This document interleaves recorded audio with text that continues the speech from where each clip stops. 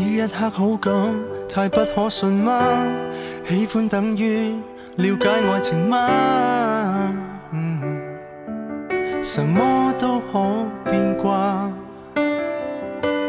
偷一刻溫馨也終須覺醒，可惜這顆心已不再年輕。情感輸給理性，太害怕要目睹過於受傷的程度，叫代價那樣高，也許將心聲吞吐。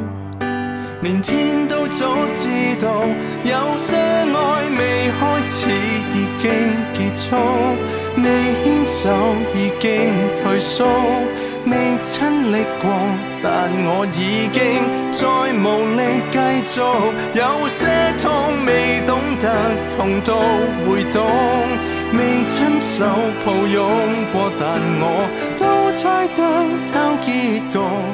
未有親吻過，未有爭拗過，未開始相愛都應該結束。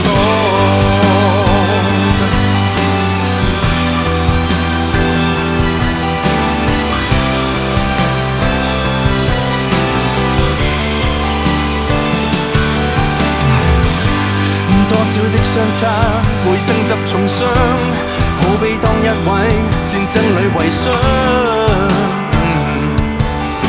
無非出於勉強，抱憾過也就懂。